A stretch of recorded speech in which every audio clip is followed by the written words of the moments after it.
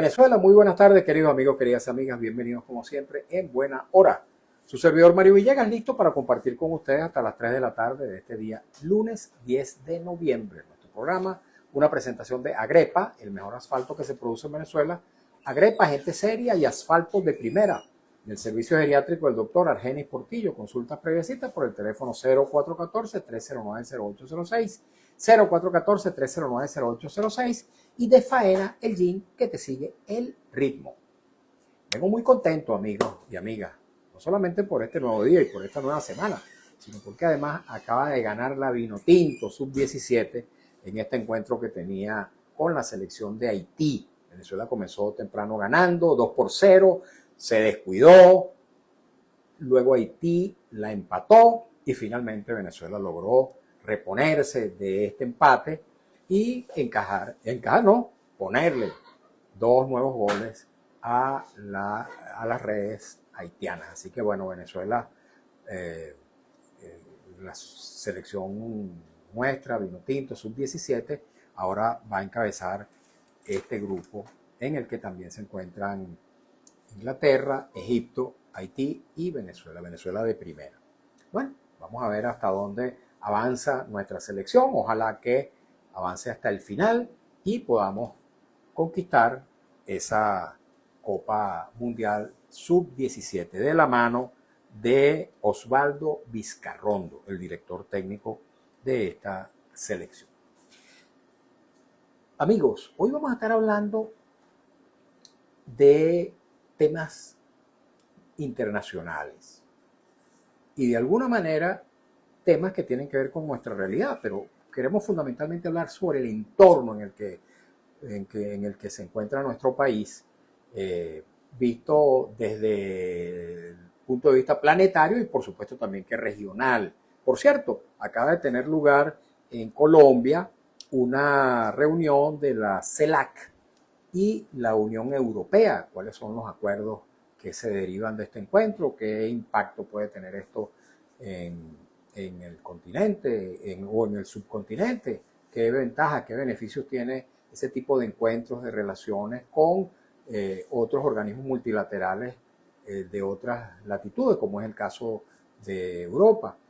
Bueno, sobre este tema, sobre distintos temas, sobre las relaciones internacionales de Venezuela, sobre el entorno caribeño venezolano, vamos a estar hablando el día de hoy con una persona que sabe de eso porque es su especialidad, internacionalista, de una larga experiencia y una larga trayectoria en los estudios internacionales y aparte de del conocimiento académico que acumula, tiene también una larguísima experiencia en el ejercicio de funciones públicas desde sus tiempos en que se desempeñaba como director de Relaciones Internacionales del Parlamento venezolano. Luego ha ocupado importantes cargos en el servicio exterior, entre otros lo conocí como embajador de Venezuela en las Naciones Unidas, con sede en Nueva York.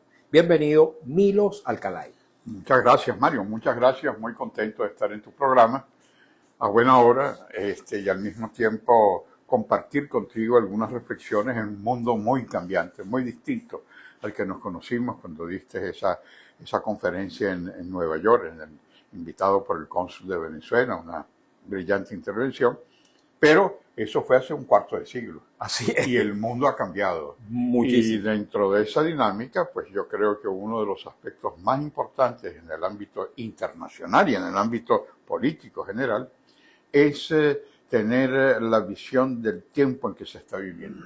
No es lo mismo el haber tenido una realidad hace un cuarto de siglo a la realidad dinámica en un continente pendular, en un ámbito internacional pendular, en donde lo que era una constatación clara, hoy en día ha ido cambiando, porque el mundo va cambiando y las diferentes acciones van.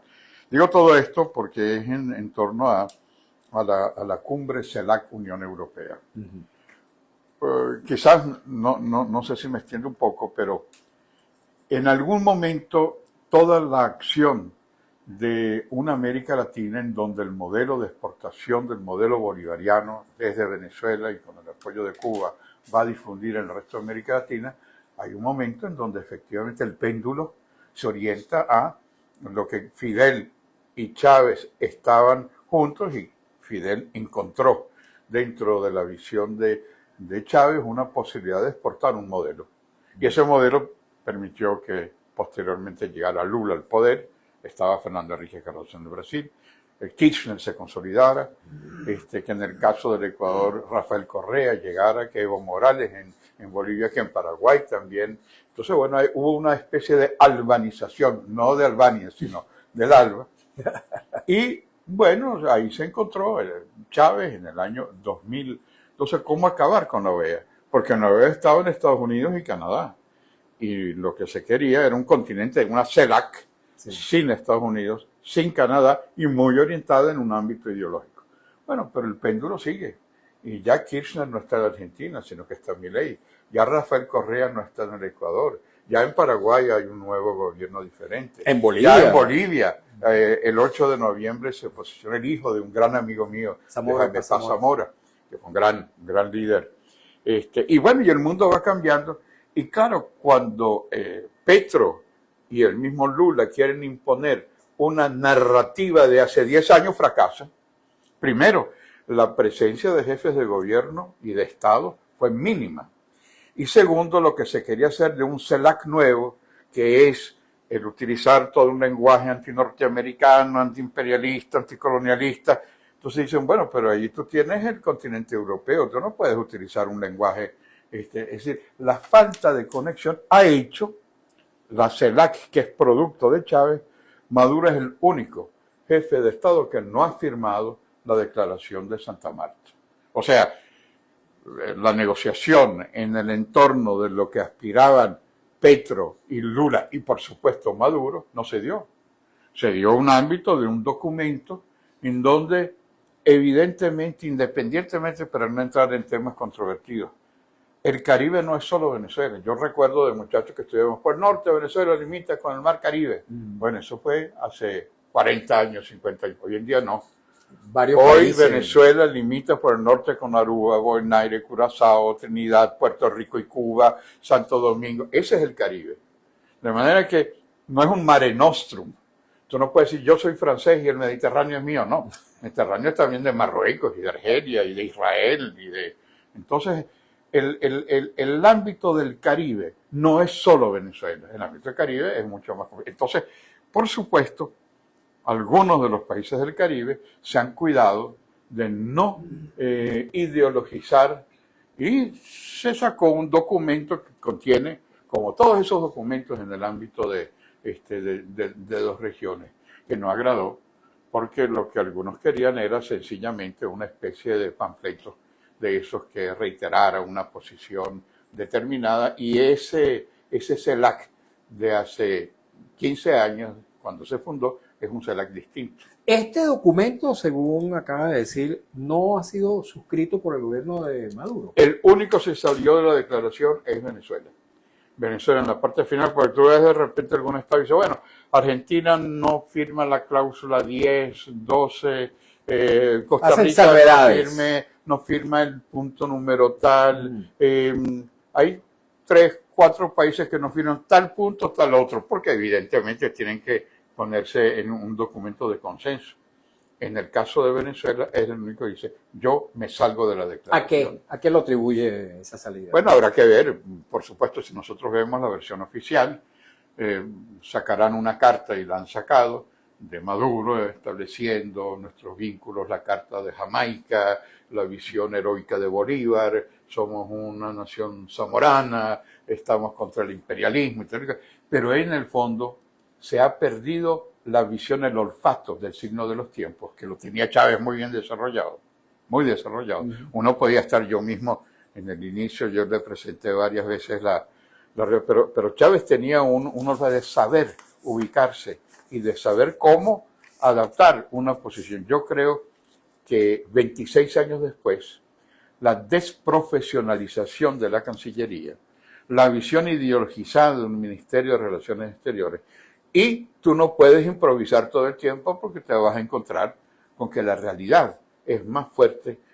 Entonces, la necesidad de construir una unidad en la pluralidad implica que tú no puedes imponer un criterio. Y ahí es donde yo creo que ese organismo de CELAC, que lo que era sustituir a la OEA, es verdad que en cierta medida aplastó un secretario general que tenía una posición política muy determinada, pero se desvistió a la OEA creando una estructura como el CELAC, pero el CELAC no es otra cosa que lo que son los gobiernos que forman parte de él. El CELAC no es una estructura inmóvil, sino que depende de lo que vote el gobierno del Ecuador, lo que vote el gobierno del Perú, lo que vote el gobierno, por supuesto, de Colombia, pero también el de Costa Rica, el de Guatemala, el del Caribe, el de las islas del Caribe, que las islas del Caribe tienen muchas de ellas que ser muy cautelosas con las posiciones que se tengan, sobre todo porque evidentemente el tema fundamental, y ahí es donde viene la cuestión, estamos en un callejón sin salida, en que con cada uno con un discurso distinto. Para el presidente Trump, con toda esa movilización naval en el Caribe, hay como un ritornelo, que son tres elementos: la lucha contra el narcotráfico, la lucha contra la inmigración ilegal, tipo Marielito, que hubo y la lucha contra el terrorismo, contra las guerrillas, contra la cuestión. Evidentemente uno piensa, bueno, pero eso es desproporcionado. Y hubo un argumento que el Caribe no es el único, por el Pacífico decían los oficialistas nuestros. El Pacífico es peor. Bueno, vamos a bombardear el Pacífico. Y bueno, entonces, gran favor le han hecho a Colombia. Metieron a Petro también en la defensa de su situación, porque ahora es Caribe y Pacífico. Pero bueno, independientemente de eso, la narrativa que se da en el caso del gobierno es que es una invasión. Hasta ahora, evidentemente, hay que tener también mucho cuidado con esa narrativa. Por aquello del cuento del lobo, y viene el lobo, y viene el lobo, pero el lobo hasta ahora no ha llegado. Pero toda nuestra narrativa es frente a la invasión. Y la tercera de las visiones que no se han tomado en cuenta es la narrativa de María Corina Machado en la defensa de las elecciones de Edmundo González. Entonces, ¿cómo haces tú para tener tres discursos totalmente distintos? Bueno, buscar los mecanismos que nos permitan a nosotros encontrar una solución armónica, no unilateral. ¿Cómo son o cuáles son esos mecanismos? Bueno, yo diría, pero por supuesto, esa es una visión muy... No podemos seguir, estamos en un callejón sin salida en que hasta ahora cada uno tiene su narrativa. Estados Unidos tiene la suya, Maduro tiene la suya, María Corina tiene la suya. ¿Qué hacer? Si seguimos cada uno con su discurso es imposible. Nosotros tenemos que llegar a una solución que nos permita encontrar una vía. Para eso es muy importante, no hay gobiernos eternos. Todo lo que pudo haber sido ese gran auge que en el 99 hubo, la necesidad de un cambio basado en la oferta de justicia social, de lucha contra la corrupción, de vigencia de los derechos humanos, de encontrar un problema de solución a los problemas de salud, de una mejor calidad de vida. Eso hubiera sido, ese es el cambio que muchos aspiraban. Lamentablemente, por una u otra razón, no se dio.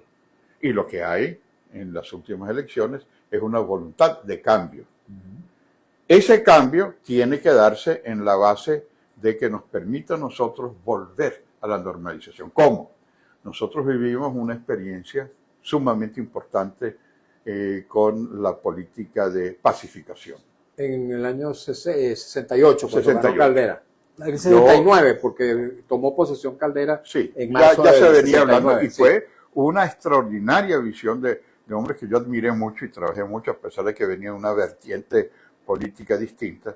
Pero cuando uno ve el papel, una vez que los exguerrilleros, Pompeyo Márquez, Teodoro Perkov, Germán Layret, y podríamos seguir mencionando, dijeron, bueno, señores, vamos a entrar en las reglas del juego de un Estado de Derecho.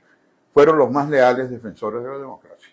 Entonces, claro, allí hubo una pacificación y hubo cada uno manteniendo, bueno, tú me recordabas mi etapa en que estaba en relaciones interparlamentarias. Para mí fue una experiencia extraordinaria de ver una Venezuela en donde habían parlamentarios de AD y de COPEI, pero también habían parlamentarios del Partido Comunista, del MIR, ahí estaba mi mi gran amigo del MIR, Américo Martín y Moisés Moleiro. Moisés Moleiro, que era un gran orador, Sí. el MAS, Pompeyo. Y sin embargo, a pesar de la diferencia, había una visión, como tú hace poco decías, ese triunfo de la Vinotinto. Había una visión distinta, no todos los jugadores vinotintos son igual, pero había una sensación en donde Venezuela defendía globalmente. Eso tenemos que llegar, una política de pacificación para que no dividir a una Venezuela en dos grandes bloques. ¿Cómo se llega a esa política de pacificación? Bueno, yo diría que para mí, claro, es una visión con mi amigo el académico. Primero, tú tienes que darle libertad a todos los presos políticos. Tú no puedes llevar una política de pacificación teniendo la cantidad de hombres y mujeres injustamente detenidos. Tienes que soltarlos. Segundo, tú tienes que permitir que muchos de los venezolanos de la diáspora regresen. Tú no puedes impedir un derecho constitucional. Tú hablabas de la Constitución y yo sí estoy de acuerdo contigo. La Constitución del 99 es una Constitución programática. Quizás el error es que es demasiado programática, que no se presta a interpretaciones. Tú no puedes reducir a un librito que sacan a cada ratico, que es tan chiquito que ni se pueden leer las letras de la Constitución, sino aplicar, no interpretar, aplicar los principios de la Constitución. Y eso significa que tú no le puedes quitar el pasaporte a un venezolano por nacimiento. Eso está establecido. Ahora, lo dice expresamente la Constitución, que no se puede suprimir. Entonces, claro, si tú interpretas porque el artículo tal te dice tal cosa, no estás aplicando la Constitución. Entonces, eso significa una Constitución que dice, no, hay que cambiar la Constitución. A lo mejor se puede discutir el cambio de Constitución para otros temas. Pero si se cumpliera la Constitución tal como está establecida, se cumpliera, yo creo que ayudaría mucho a esa reconciliación nacional. Pregunto, ha descrito la existencia de estas tres narrativas, una narrativa norteamericana, una narrativa del oficialismo en Venezuela y la narrativa de María Corina Machado. Esa política de pacificación podría comprender a estos tres narradores de la realidad venezolana y sentarlos en un lugar para definir ese rumbo común. Bueno, depende, porque si vamos a repetir las negociaciones, entre comillas, las 19 negociaciones anteriores, el grupo mayoritario hoy no lo va a aceptar.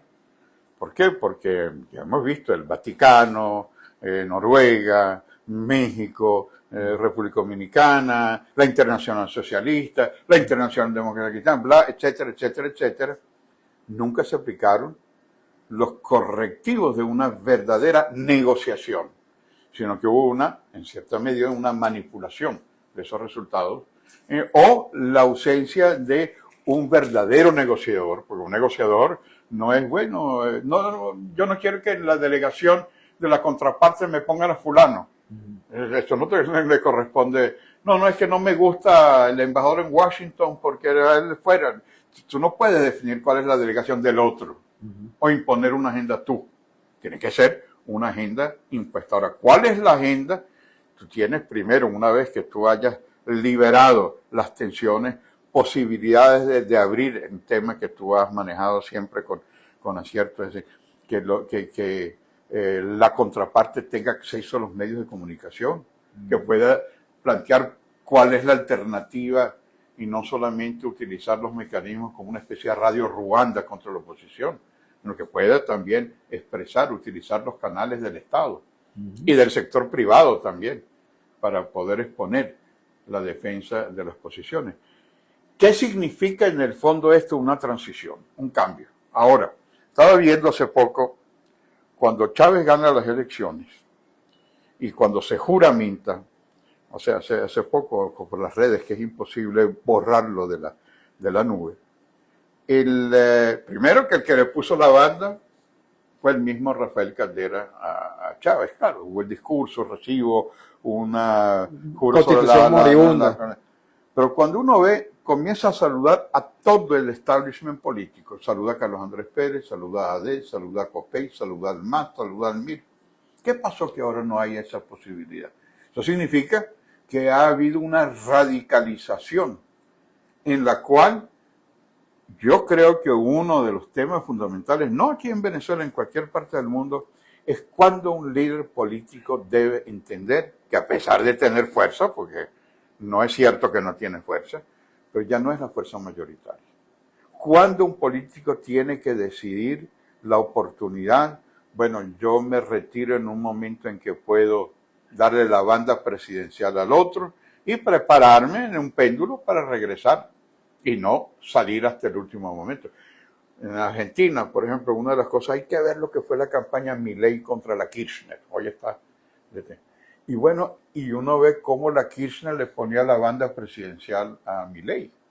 O cómo también en el caso de Brasil, la situación se ha dado de que llega Bolsonaro a la presidencia y Lula tuvo que ir o estuvo preso y tuvo que aceptar las condiciones y posteriormente ahora el que está preso. Pero hubo la transición en el cual es necesario entender que hay momentos en donde uno dice, bueno, hicimos todo de buena fe, pero hay un momento en donde tienen que sentir que hay una visión de cambio. Esto a nivel internacional, este aislamiento producido en Santa Marta debería hacer reflexionar que algo no está funcionando bien. Ese aislamiento podría tener que ver también con el hecho de que hace algunos meses, tal vez un par de meses, no recuerdo exactamente, se reunieron varios gobernantes progresistas de América y de Europa, con el presidente Boric de anfitrión en Chile. Bueno, y estuvo Lula, estuvo Petro, estuvo hasta Sánchez el Español, y no estuvo allí Maduro. No estuvo Maduro, no estuvo tampoco Cuba. Ajá. Entonces, ahí hay una cosa que es sumamente importante. Cuando tú lees una vez más declaraciones como la de Santa Marta, el tema de la protección de los derechos humanos es fundamental, está allí. Cuando tú ves declaraciones que cada vez hay, y con dirigentes de izquierda, ahí estaba también en Santa Marta Pedro Sánchez, ahí estaba Lula, pero no pueden decir, no me toca el tema de los presos políticos, no me toques el tema de las torturas. Podríamos decir que el gobierno de Maduro salió con las tablas en la cabeza de la reunión CELAC-UEA, Unión Europea. Mira, no sé decirte, tendría que analizar un poco más, porque es que además ese es el otro gran drama que hay. No hay información suficiente. Esa visión, esa información que nosotros tendríamos normalmente, hoy en día nos movemos entre editoriales de un lado o del otro. Entonces, tú tendrías que tener para una visión no solamente el discurso que da una parte, sino, en todo caso, lo que yo diría, el arte de un documento que una a los países de Europa y a los países de América Latina y el Caribe, no puede ser lo que tú dispongas. Tú tienes que unirte a encontrar posiciones comunes. Y ahí, ciertamente, esa izquierda democrática, Boric, Lula, Sánchez, no van a romper, digamos, una posición que permite el pluralismo, una unidad en la pluralidad. Entonces no hay incondicionalidades. Quizás hace algún tiempo esto no es una reunión del ALBA, esto es una reunión de gobiernos de América Latina y Europa, y es algo que es necesario. ¿Y cómo lo haces tú? Bueno, abriendo internamente las puertas. Por eso te decía yo que la situación tan difícil que está viviendo Venezuela implica reunirnos como lo que tú dices, celebrar la vinotinto, que todos somos vinotintos. Y eso significa el que tú no puedes unilateralmente definir cuál es el destino del país. Estos cambios pendulares en la región, en América Latina, pudieran y debieran también, como ha sido en el pasado, expresarse también nacionalmente, localmente. Sin lugar a dudas, yo creo que sí. Es decir, porque yo te decía una cosa, una es el tener el sentimiento de hasta dónde uno puede llegar, hasta dónde uno, que puedes haber tenido todas las condiciones para hacer un ejercicio, pero tú no puedes decir, no, de aquí más nadie me saca de esta silla, no pasarán, aquí no entran a Miraflores tales. Tienes que dejarlo así. Si el pueblo decide, cuando Rafael Caldera perdió una elección con Jaime Lucinchi, le preguntaron, y Caldera dijo una sabia declaración, los pueblos nunca se equivocan, con una gran, digamos, visión Él presenta su candidatura, pero no solamente no se equivocan, sino algunos años después, Caldera llega a la segunda presidencia de la República, porque son momentos en los que se dan y esa relación pendular existe. Si no, si es un gobierno que da extraordinaria respuesta en la justicia social, en la vivienda, en la salud, en la democracia, bueno, lo van a reelegir a lo mejor indefinidamente. Pero si la situación, por más que tú destaques que no se debe a tu culpa, sino por la sanción, por el bloqueo, por otro es siempre el culpable, pero la necesidad de cambio existe. ¿Hay otros casos en la región de gobernantes que hayan tenido una experiencia más o menos similar a esta? Por ejemplo, ¿quiénes? Yo te diría que hay dos grandes visiones a nivel mundial inclusive. Stroessner, ¿te recuerdas Stroessner? El gran dictador paraguayo. Stroessner entendió, después de haber tenido el poder absoluto en el Paraguay, que su momento terminó. Un yerno de él, creo que fue finalmente él. Y bueno, de una manera negociada entendió y murió de viejo caminando a orillas del lago de Paranoá en Brasilia. Nadie se metió más con él, nadie se metió. Él entendió, yo hice lo que me dio la gana, pero ya lo mío acabó. Papadoc. En Haití. Papadoc en Haití, pobre Haití, ahora está sufriendo terribles momentos. Pero entendió. Terminó muriendo en un pueblito en Francia, ¿no? En Francia. Y Idi Amin Dada, hay que ver la locura de Idi Amin Dada y las cuestiones. Entendió, terminó, murió en Arabia Saudita, olvidado. Pero aquellos que se niegan a entender que su momento terminó, a veces terminan muy mal. Gaddafi, Ceausescu en Rumanía, Saddam Hussein. Entonces, ¿cuál es el momento en que un dirigente, eso no es solamente aplicado en política, eso se aplica a la economía, es el momento de decir, señores, hay que ir al cambio. La gente quiere un cambio. Y eso es muy difícil, sobre todo si tienen una estructura muy sólida para mantenerte. Ok, vamos a hacer una pausa, queridos amigos, queridas amigas, porque corresponde a esta hora escuchar un avance del noticiero en la voz de Alex Márquez, cumplir el compromiso publicitario de la estación y al regreso continuamos conversando con Milos Alcalá, internacionalista, hablando sobre Venezuela desde el punto de vista de su entorno regional y planetario. Estamos hablando con muchas libertades y ojalá que las preguntas, comentarios de nuestra audiencia puedan también alimentar esta conversación grata con Milos Alcalá. Ya venimos.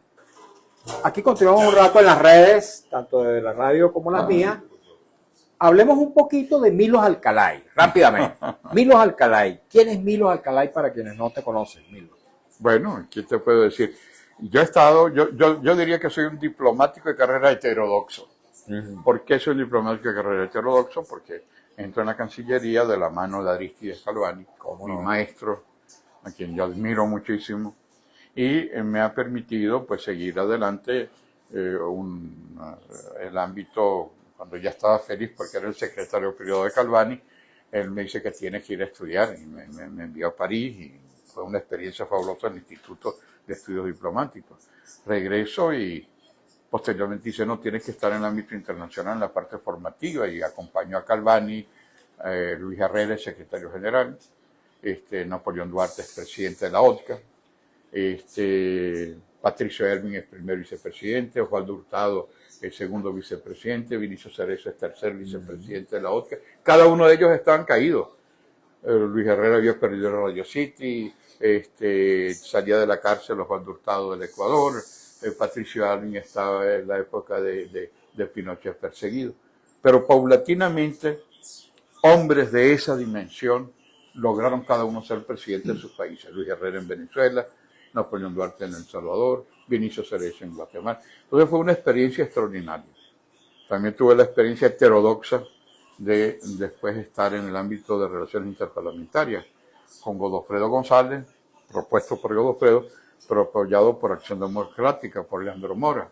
Y el resultado es hacerme muy amigo de Pompeyo Márquez, que era del MAS, porque era una Venezuela en la que había una diplomacia parlamentaria. Fui director de Relaciones Interparlamentarias, lo que tú recordabas, Y eso me llevó también a ser el representante del Parlamento latinoamericano ante el Parlamento Europeo, con sede en Bruselas, ¿no? Hasta que dije, bueno, pero es que yo vengo de la Cancillería, yo quiero regresar. Y ahí es donde Carlos Andrés Pérez, a pesar de mi tendencia demócrata cristiana, copellana, me nombra como embajador en Rumania. Tuve la suerte de que... En los tiempos de Ceausescu. Me nombraron con Ceausescu, pero el mundo cambió tanto que se lo presenté a Johnny Liescu. Okay. Ya vamos a escuchar a Alex Mar. El periódico impreso en la radio.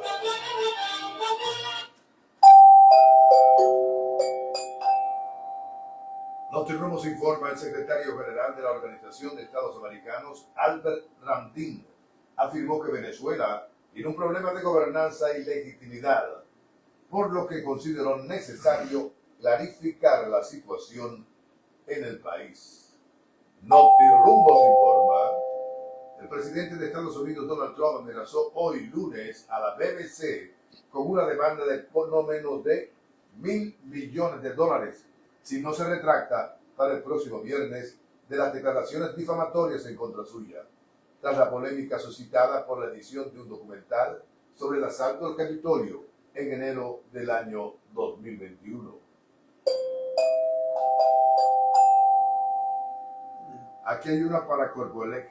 La envían los habitantes del edificio Paraíso, ubicado de Pineda a Paraíso, Parroquia Altagracia.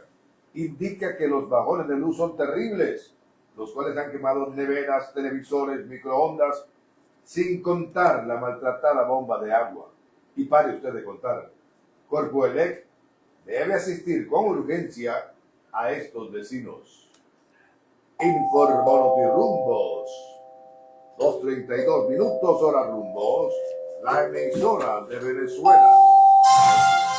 Informando y sonando, Radio Rumbo 670 AM, 75 años con Venezuela. Seguimos en buena hora por Radio Rumbo 670 AM, 75 años con Venezuela. Continuamos, amigos y amigas, en buena hora. Momento de hablarles del servicio geriátrico del doctor Argenis Portillo. Como siempre, les invito a tomar nota de su número telefónico que le puede resultar de suma utilidad. 0414-309-0806, 0414-309-0806. Médico geriatra de larga trayectoria, de un compromiso existencial con la salud de los adultos mayores. Es también médico intensivista y tiene consulta en la esquina de Las Cibarras, en la avenida Urdaneta, también en el Hospital de Clínicas Caracas, en el anexo, en San Bernardino, y también ofrece servicio domiciliario en el caso de que el paciente así lo requiera. 0414-309-0806, lo recomiendo ampliamente. En el estudio, Milos Alcalay, internacionalista, ha ocupado importantes posiciones en el servicio exterior venezolano y también en otras instituciones, como es el caso del Parlamento Nacional, el antiguo Congreso de la República. Él decía hace algunos instantes que los mandatarios, los gobernantes, tienen que darse cuenta cuando los pueblos quieren cambio, cuando ya no se puede mantener más en el poder por mucho poder, digamos, institucional que se pueda tener a la mano, poder militar y político. Ya cuando los pueblos no quieren a un gobernante, pues tienen estos gobernantes que entender que ha llegado su momento, y ha puesto ejemplos de varios gobernantes que en su momento terminaron retirándose. Y ha dicho que aquellos gobernantes que tienen esas tendencias dictatoriales que no se retiran a tiempo, pues terminan muy mal. Y puso varios ejemplos, el caso de Ceausescu en Rumanía, el presidente libio en Libia, Gaddafi, el de Irak, etc. Pero para llegar a ese cambio, para que el país pueda avanzar hacia el cambio que de alguna manera se expresó el 28 de julio, ¿cómo se hace? ¿Qué hay que hacer? Hace apenas unos días atrás, el presidente colombiano Gustavo Petro volvió a proponer algo que ya había propuesto hace un año, una nueva elección presidencial que, según las palabras del propio Petro, decía que tanto Maduro como María Corina tenían que entender que ese era el camino, comprometerse en esa propuesta y convocar una elección con garantías electorales y de toda naturaleza suficientes para los participantes. ¿Esa sería la vía? Yo no creo. Bueno, para comenzar, por eso yo te decía que estaba en un callejón sin salida con tres posiciones absolutamente categóricas, que es la que hay que hacer. María Corina se ha convertido en una estadista no solamente venezolana, el Premio Nobel de la Paz, a pesar de que han tratado de minimizarlo, es la primera mujer o primer venezolano que recibe ese Premio Nobel de la Paz, y es absolutamente imposible de esconder, porque cuando el Premio Nobel de la Paz lo ganan algunos, y hemos tenido algunos dirigentes de izquierda que lo ganan, es una gran loa porque es el premio. Pero si es María Corina, entonces compraron. María Corina es hoy una figura mundial. Y María Corina, ella ha respaldado a un diplomático de excelente trayectoria que no aspiraba ni nunca esperó ser presidente de la República, lo ha dicho varias veces, que es Edmundo González Borruchaga. Esas elecciones, que están además documentadas el haberlas triunfado, no es posible, si no se han presentado las actas, el desconocer ese triunfo. Lo que hay que preparar es una transición, y sí, estoy de acuerdo en que habrá que hacer medidas de consulta popular para, evidentemente, pues, pensar y decir, bueno, denle la presidencia del mundo y sigue las cosas como está, una especie de cambio a la Gato Pardo, que venga una comisión presidida por Edmundo González, pero la misma asamblea, el mismo tribunal, el mismo CNE, las mismas televisoras. Absurdo. Lo que sí es necesario es medirse. Y ese medirse significa, sin alterar la Constitución, que, como te decía en el inicio, una Constitución que ha pecado por exceso, felizmente, porque hoy es una Constitución programática, pero evidentemente el ejercicio de la transición, o sea, primero reconocer que la transición es absolutamente irreversible. Ya hemos llegado a la transición. ¿Estamos en una transición ya? Existe desde las elecciones del año pasado, desde las elecciones del 2024. Ajá. Ahora, ¿no se ha podido ejercer? No se ha podido ejercer porque ha habido una especie de usurpación de funciones. Y entonces, claro, tú me dices, bueno, pero ¿y por qué no se reconoce al presidente que está en Madrid y los otros están en clandestinidad? Bueno, ese es otro problema muy serio. Pero lo que tendría que hacer, si efectivamente lo que se busca es una democracia protagónica y participativa, bueno, reconozcan con las actas el triunfo y vamos a medir para elegir una nueva Asamblea Nacional, para elegir a los jueces, para elegir a un CNE, para elegir a los alcaldes, para elegir a los gobernadores. Y ahí yo estoy seguro, no es que no va a haber elecciones, pero el señor Petro, es muy fácil decir, bueno, vota tierrita y no juega más. Vamos a volver a repetirlas en las condiciones actuales, sin posibilidades, con 8 millones de venezolanos en el exterior, con los líderes que ganaron las elecciones en las cárceles, porque además se llevaron presos a la élite que planificó el triunfo electoral de María Corina. Están presos.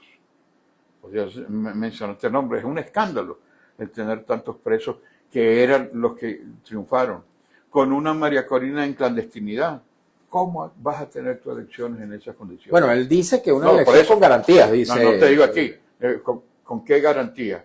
Entonces ahí viene la propuesta que yo hacía, una política de pacificación, libertad a todos los presos políticos, que todos los venezolanos que están en el exterior regresen al país, se va a aceptar eso.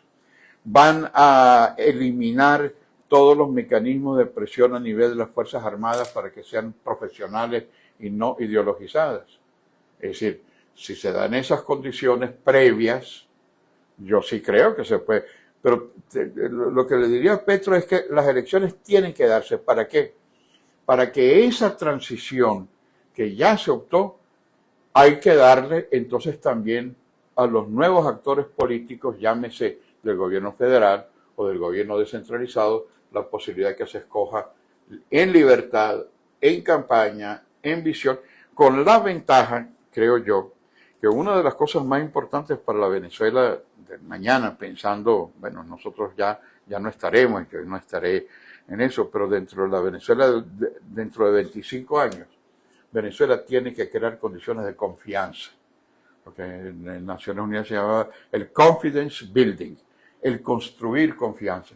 Y tú no puedes construir confianza si no tienes un Estado de Derecho, si tú no tienes la posibilidad de que un periodista pueda recurrir en contra de un fallo, como hablábamos contigo, a una decisión, en una acción en donde tú no tengas el temor de oponerte, porque ese es el otro elemento. Entonces, porque hay riesgos. Hay riesgos. Entonces la gente, bueno, mira, mejor no hablo de esto porque a lo mejor tengo la repercusión. Y entonces, en esas condiciones, la propuesta Petro no es viable, sino que tiene que ser una visión en donde se reconozca la figura, y creo que a Venezuela le vendría bien una estadista de la dimensión de María Corina, que hoy es respetada en el mundo entero.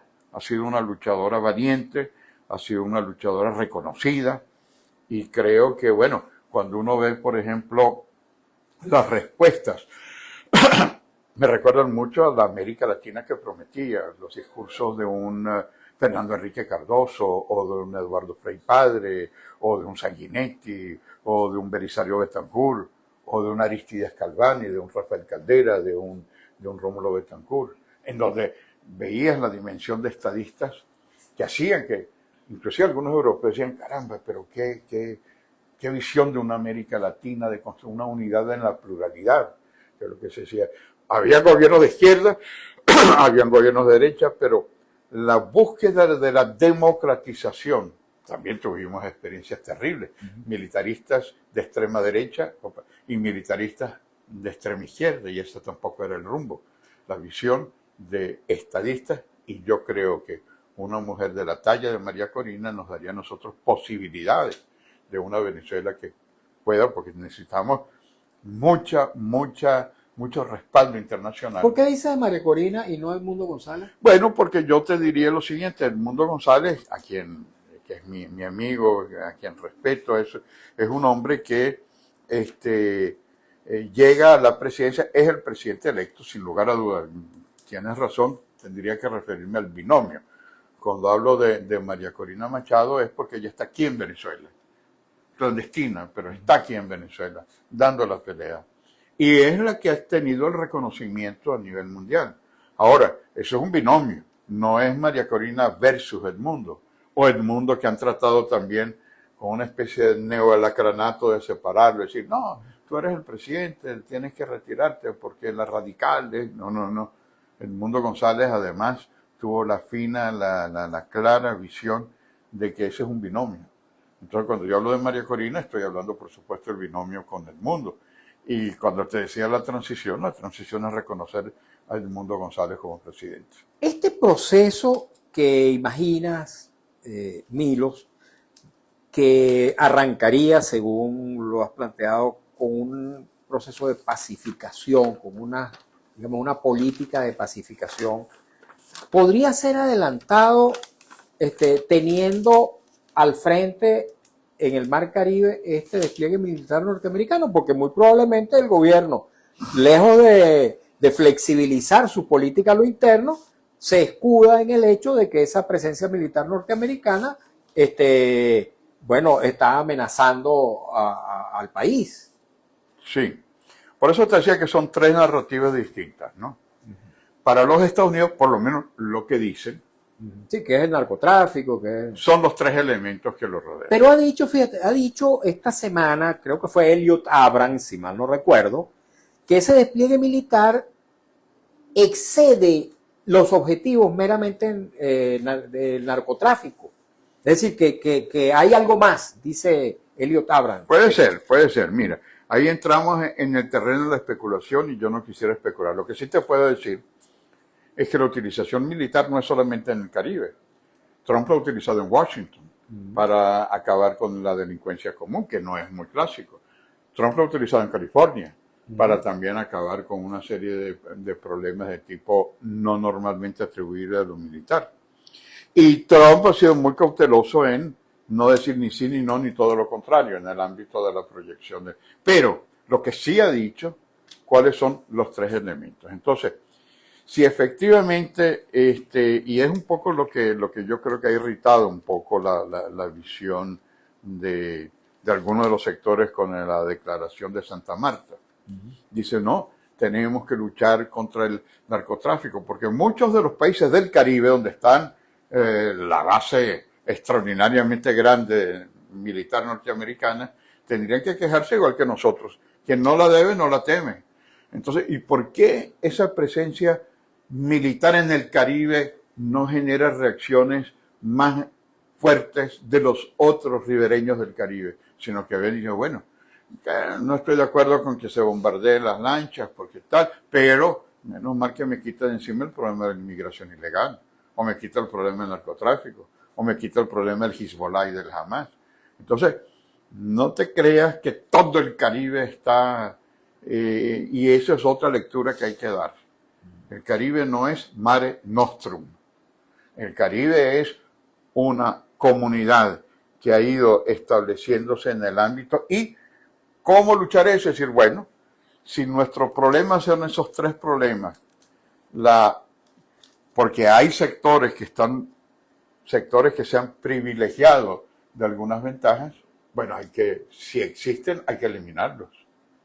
O sea, tú no puedes continuar utilizando rutas de privilegio, llámese narcotráfico o oro o tráfico de otros tipos de materiales, sino que el Caribe tiene que entrar en una fase en donde la ley, la coordinación y la cooperación vaya en contra de lo que puede afectar a otras naciones. Milos, el tema de la migración, que lo has tocado, ¿qué opinas de esta decisión norteamericana de suspender el llamado TPS, que coloca en riesgo grave a 600.000 venezolanos que habitan en Estados Unidos? Es terrible, es un tema terrible porque, bueno, no son solamente los venezolanos. No solamente venezolanos, pero creo que uno de los temas en Europa y en Estados Unidos y en otras partes es que se ha barrido mucho debajo de la alfombra. ¿En qué sentido me digo?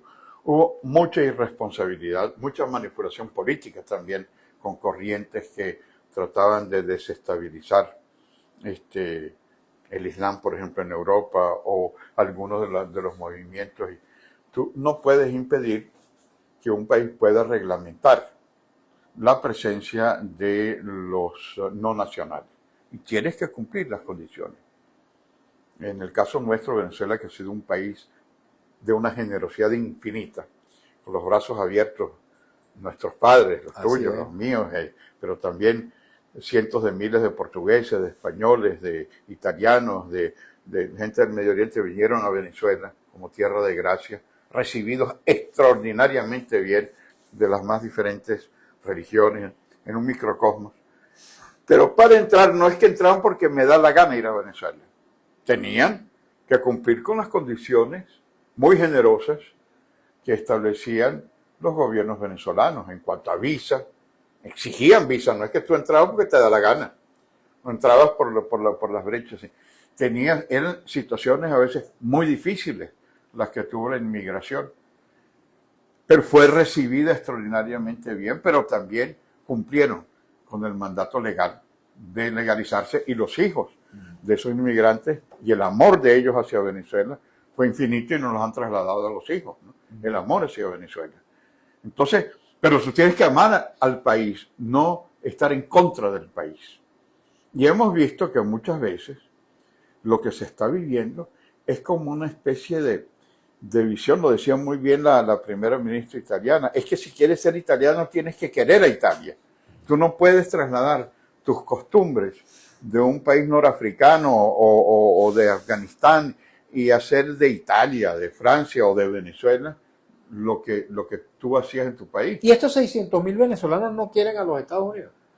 No, yo no te digo que no, pero lo que hay que hacer es más que una lucha en contra de Trump, porque también es la otra cosa, la polarización en Estados Unidos es terrible.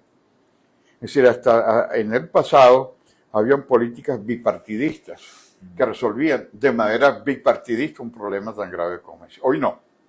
Hoy hay una dialéctica de confrontación entre demócratas y republicanos. Ellos te ganan por un voto y te aplastan.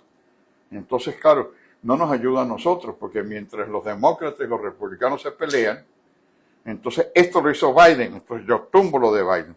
Lo que tendríamos que hacer es darle las facilidades consulares, no solamente defender a los venezolanos que estaban en la cárcel de El Salvador, está bien, pero ¿qué hago yo, Venezuela, para ayudar con una sesión consular?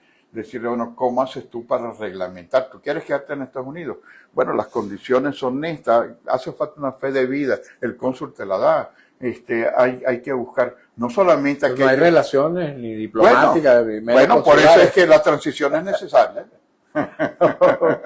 Vamos a leer rápidamente algunos mensajes que nos llegan bastante, Milo, pero caramba, nos quedan apenas 3 minuticos, pero bueno, vamos a aprovechar. Hoy, mañana y en lo sucesivo continúa alzando mi voz por la libertad de todos los presos políticos y detenidos desaparecidos ya, dice León del Valle 62.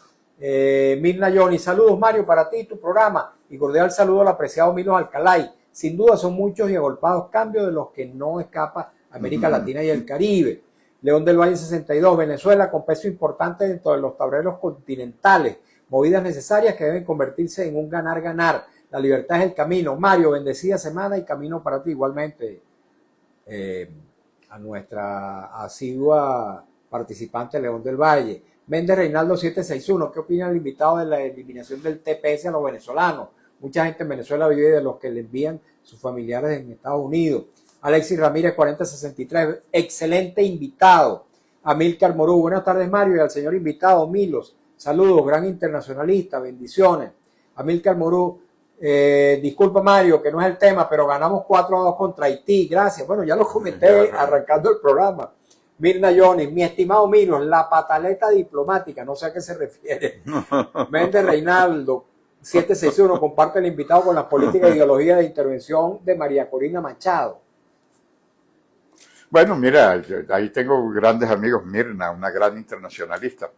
Yo me definía, fuera del programa, que decía, ¿cómo te definías tú? Un diplomático heterodoxo. Es decir, no todos, como decía Luis Herrera, nadie es monedita de oro porque todos lo quieren. Y uno tiene unas posiciones en donde...